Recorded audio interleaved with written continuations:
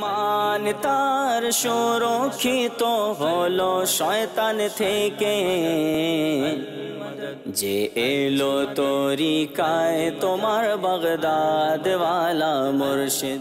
আলহামদুলিল্লাহি রাব্বিল আলামিন ওয়াসসালাতু ওয়াসসালামু আলা সাইয়্যিদিল মুরসালিন, আম্মা বা'দ, ফাআউযু বিল্লাহি মিনাশ শাইতানির রাজীম। বিসমিল্লাহির রহমানির রহিম।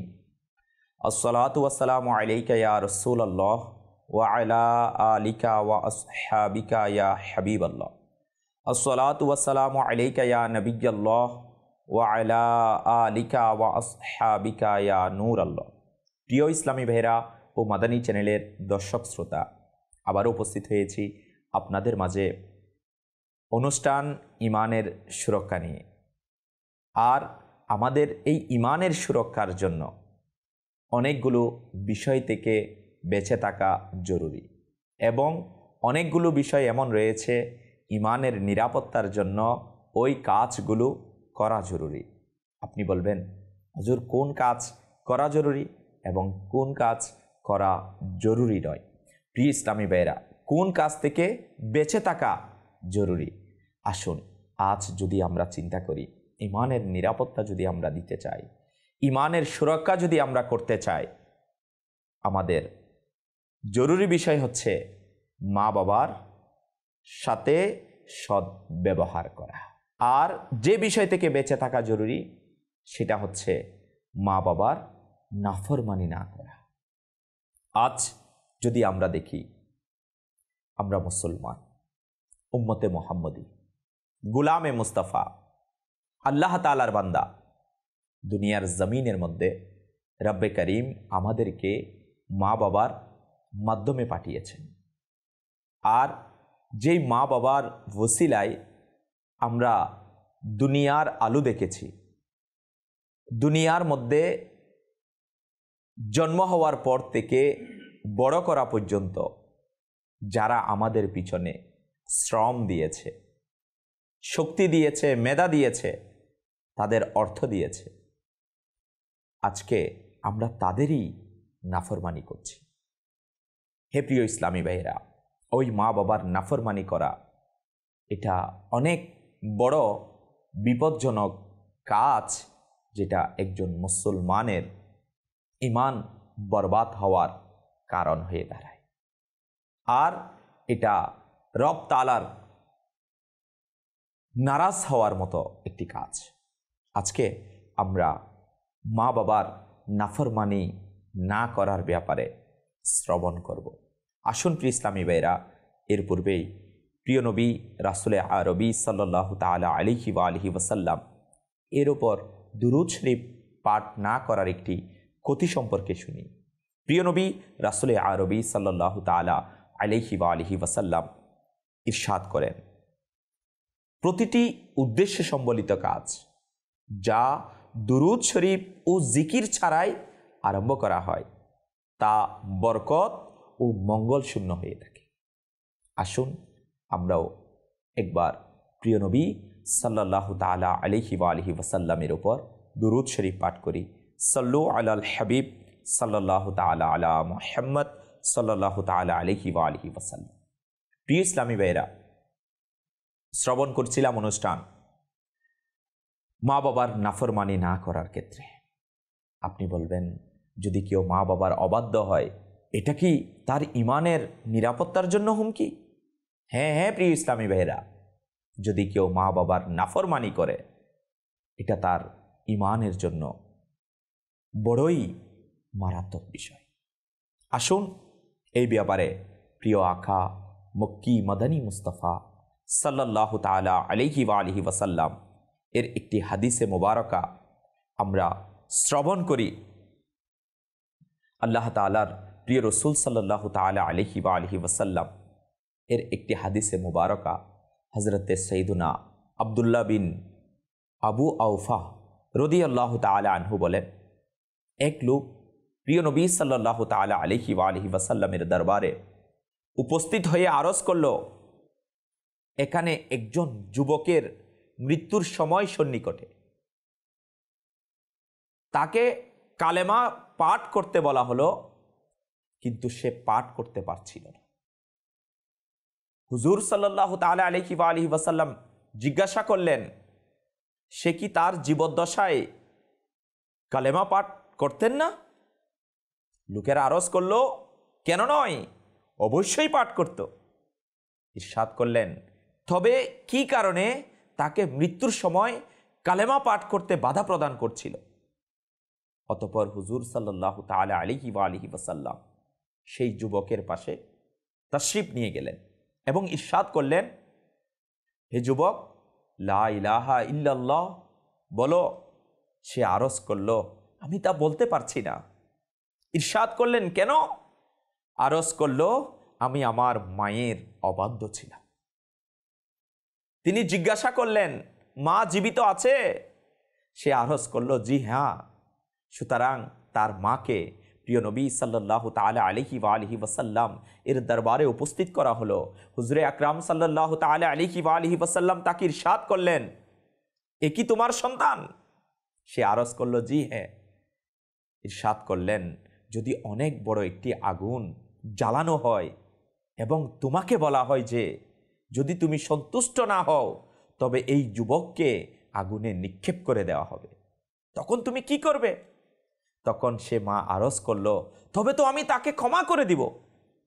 ইরশাদ করলেন, তবে তুমি আল্লাহ তাআলা এবং আমাকে সাক্ষ্য রেখে বলো যে তুমি তার উপর সন্তুষ্ট। তখন তার মা আরজ করল, আমি আমার সন্তানের উপর সন্তুষ্ট। অতঃপর নবী পাক সাহিবে লাউলাক সাল্লাল্লাহু তাআলা আলাইহি ওয়া আলিহি ওয়াসাল্লাম সেই যুবককে বললেন, লা ইলাহা ইল্লাল্লাহ বলো। সে লা ইলাহা ইল্লাল্লাহ বলল। তখন হুজুরে আকরাম সাল্লাল্লাহু তাআলা আলাইহি ওয়া আলিহি ওয়াসাল্লাম আল্লাহ তাআলার হামদ এই শব্দাবলীর মাধ্যমে বর্ণনা করলেন, সকল প্রশংসা সেই খোদার জন্য যিনি আমার ওসিলায় তাকে জাহান্নাম থেকে বাঁচিয়ে নিলেন। আল্লাহ তাআলা আমাদেরও মৃত্যুর সময় কালেমা পাঠ করার তৌফিক নসিব করুক। প্রিয় ইসলামী ভাইরা ও মাদানী চ্যানেলের দর্শক শ্রোতা, আমরা যে হাদিসে মুবারকা শ্রবণ করেছি, একটু তো চিন্তা করি, একটু তো উপলব্ধি করার চেষ্টা করি। আজকে যারা কথায় কথায় মা বাবার অবাধ্য হচ্ছি, আজকে যারা কথায় কথায় মা বাবার সাথে খারাপ আচরণ করছি, আজকে যারা আমরা সামান্য কারণে নিজের মাকে বাবাকে অপদস্থ করছি, আল্লাহ তাআলার পানা নিজের আরামের জন্য, নিজের আয়েশের জন্য, নিজের আনন্দ ফুর্তির জন্য আজকে মা বাবার দিকে খেয়াল রাখছি না, মা বাবার সাথে সদ্ব্যবহার করছি না, তাদের অবাধ্য হচ্ছি। প্রিয় ইসলামী ভাইরা, যদি আমাদের ঈমান বরবাদ হয়ে যায়, যদি মৃত্যুর সময় কালেমা নসিব না হয়, যদি মৃত্যুর সময় আমার আপনার ঈমান ছিনিয়ে নেওয়া হয়, আমাদের কি হবে? প্রিয় আশিকানে রাসূল, এই জন্য আমাদের উচিত আমাদের ঈমানের সুরক্ষার জন্য, ঈমানের নিরাপত্তার জন্য মা বাবার নাফরমানি থেকে বেঁচে থাকা, তাদের বাধ্যগত হয়ে যাওয়া।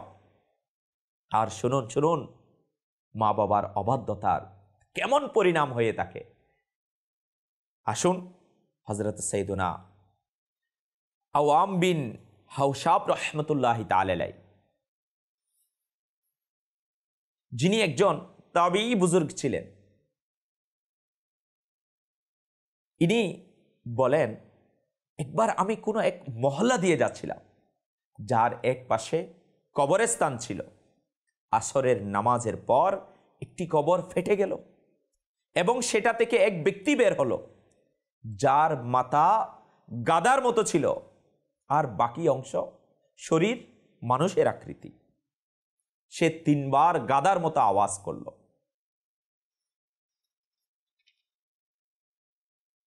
অতঃপর কবরে চলে গেল এবং কবর বন্ধ হয়ে গেল। এক বৃদ্ধ মহিলা দূরে বসে সুতা কাটছিল। অন্য এক মহিলা আমাকে বলল, বৃদ্ধ মহিলাকে দেখতেছ? আমি বললাম, তার ঘটনা কি? বলল, ইনি ওই কবরের লোকটির মা, যেই লোকটি মদ্যপায়ী ছিল। যখন সন্ধ্যায় ঘরে আসতো, মা তাকে উপদেশ দিয়ে বলতো যে, হে আমার সন্তান, আল্লাহ তাআলাকে ভয় করো, আর কতদিন এই অপবিত্র বস্তু পান করবে? তখন ওই সন্তান উত্তর দিত, তুমি গাধার মতো চিৎকার করো। এই লোকটির আসরের পর মৃত্যু হয়ে গেল। মৃত্যুর পর থেকে প্রতিদিন আসরের পর তার কবর ফেটে যায় এবং এভাবে 3 বার গাধার মতো চিৎকার করে কবরে চলে যায়, আর কবর বন্ধ হয়ে যায়। হে আশিকানে রাসূল, মায়ের সাথে অসৎ আচরণ করার কেমন শাস্তি! জাহান্নাম তার জন্য অবধারিত। মা বাবার সাথে খারাপ আচরণ করা, নাফরমানি করা, এটা রবের অসন্তুষ্টির মাধ্যম। আর মা বাবার সন্তুষ্টি রব্বে করিমের সন্তুষ্টির মাধ্যম। আর যদি কারো উপর তার মা বাবা সন্তুষ্ট, রব তাআলা সন্তুষ্ট, আর রব্বে করিম যদি সন্তুষ্ট, তো ইমানের নিরাপত্তা তো মিলবে, ইমানের সুরক্ষা তো মিলবে, ইমান নিয়ে দুনিয়া থেকে যাওয়ার ব্যবস্থা হয়ে যাবে। আর যদি মা বাবা নারাজ, তো তার রব নারাজ, আর রব নারাজ, তো ইমানের সুরক্ষা কিভাবে মিলবে? প্রিয় ইসলামী ভাইয়েরা ও মাদানী চ্যানেলের দর্শক শ্রোতা, ইমানের সুরক্ষার জন্য মা বাবার নাফরমানি থেকে বাঁচা জরুরি। আসুন আমরা নিজের মন মানসিকতাকে মা বাবার নাফরমানি থেকে বাঁচার জন্য প্রস্তুত করে নিই। আর মা বাবার অবাধ্যতার কারণে কেমন মন্দ মৃত্যু হয়ে থাকে। এক যুবক, এর হৃদযন্ত্রের ক্রিয়া বন্ধ হয়ে গেল, তাকে হাসপাতালে ভর্তি করা হলো। অবস্থা খুবই খারাপ ছিল, প্রাণ বের হওয়ার উপক্রম হচ্ছিল। সে মুখ ও নাক দিয়ে যন্ত্রণাদায়ক আওয়াজ বের করত, চেহারা নীল হয়ে যেত এবং চোখ বাইরে বের হয়ে আসত। এই অবস্থায় 2 দিন অতিবাহিত হয়ে গেল। এই যন্ত্রণাদায়ক আওয়াজ ভয়ঙ্কর চিৎকারে পরিণত হলো। তার পাশে থাকা ওয়ার্ডের রুগীরা পালাতে শুরু করলো। সুতরাং তাকেও ওয়ার্ড থেকে দূরে আলাদা একটা ঘরে পরিবর্তন করে দেয়া হলো। তার পিতা ডাক্তারকে বলল, তাকে বিষাক্ত ইনজেকশন দিয়ে দিন যেন সে মরে যায়, আমরা তার এই অবস্থা আর সইতে পারছি না। যখন জিজ্ঞাসা করা হলো তার এই অবস্থার কারণ কি, পিতা বিরক্তের সাথে বলে উঠল, এই লোক তার স্ত্রীকে খুশি করতে মাকে মারত, নাউজুবিল্লাহ, এবং আমি তাকে বাধা দিতাম, মনে হচ্ছে এখন এর শাস্তি পাচ্ছে। 3 দিন পর সে এই অবস্থায় মারা গেল। প্রিয় ইসলামী ভাইয়েরা ও মাদানী চ্যানেলের দর্শক শ্রোতা, আর কত নসিহতপূর্ণ ঘটনা শ্রবণ করব। হ্যাঁ, আমাদের শোনা উচিত, হ্যাঁ আমাদের উপলব্ধি করা উচিত, হ্যাঁ আমাদের বোঝা উচিত। আর নিজের মা বাবার সাথে সৎ আচরণ করা দরকার। আজকে যদি আমরা চিন্তা করি, মায়ের বদদুয়া যদি পড়ে যায়, মা বাবার নারাজি যদি চলে আসে, অসন্তুষ্ট হয়ে যায়, প্রিয় ইসলামী ভাইয়েরা, এটা আমার আপনার জন্য শুধু ইমানের নিরাপত্তার ক্ষেত্রে হুমকি নয়, সেটা আমার আপনার দুনিয়া ও আখিরাতের 2 ক্ষেত্রেই বরবাদির একটি অনেক বড় কারণ। কিন্তু আমরা তা উপলব্ধি করতে পারছি না। যদি মায়ের বদদুয়া লেগে যায়, জিন্দেগি বরবাদ হয়ে যাবে। যদি মা বাবার দোয়া মিলে যায়, জিন্দেগি সফল হয়ে যাবে। এখন আমার আপনার করণীয় কি?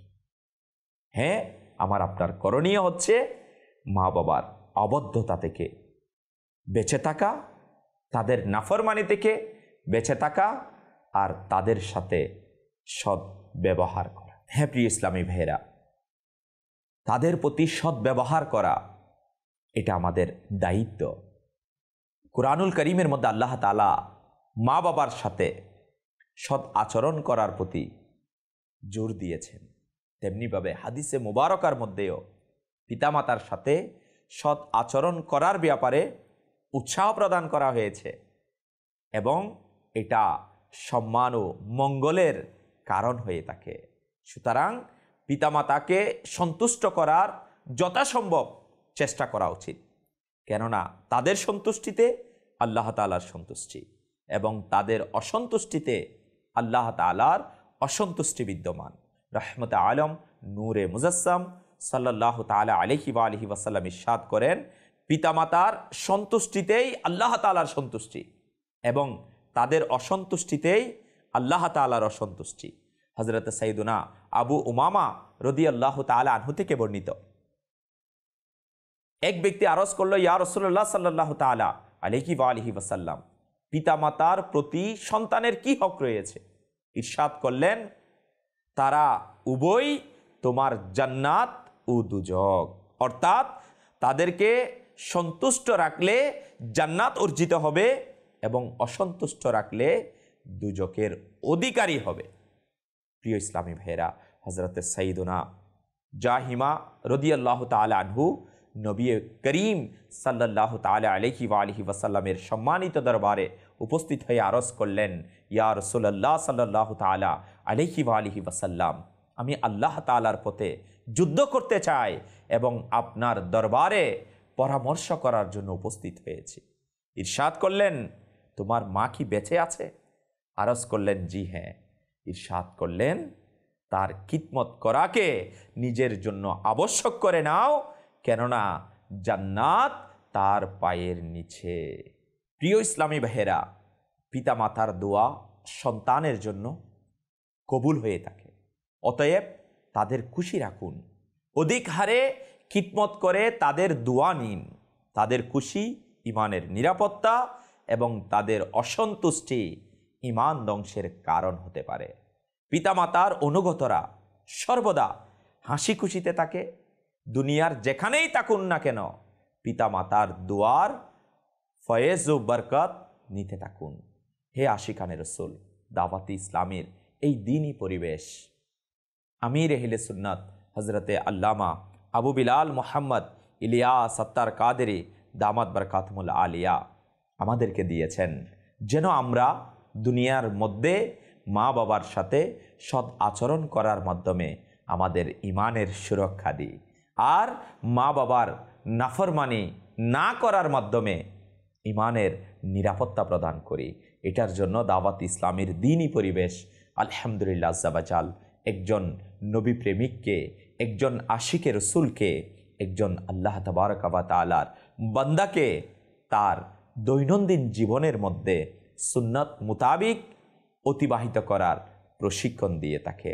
সাথে মা বাবার প্রতি আদব কেমন হওয়া চায়, মা বাবার প্রতি সম্মান ইহতিরাম কেমন হওয়া চায় এবং মা বাবার সাথে উত্তম আচরণ কিভাবে করা যায় এবং মা বাবার সাথে খারাপ আচরণ থেকে বাঁচার উৎসাহ দাওয়াত ইসলামের এই দ্বীনি পরিবেশ দিয়ে থাকে।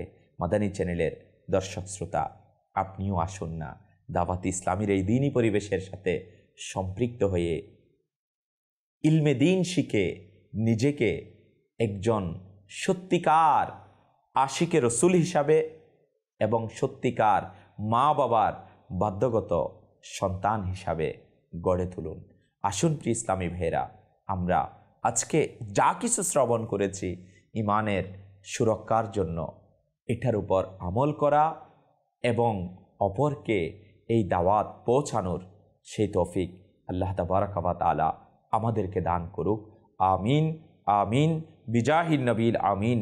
সাল্লু আলাল হাবিব সাল্লাল্লাহু তাআলা আলা মুহাম্মদ সাল্লাল্লাহু তাআলা আলাইহি ওয়া আলিহি ওয়াসাল্লাম। ঈমান তার সুরক্ষিত হলো শয়তান থেকে, যে এলো তরিকায় তোমার বাগদাদ ওয়ালা মুর্শিদ।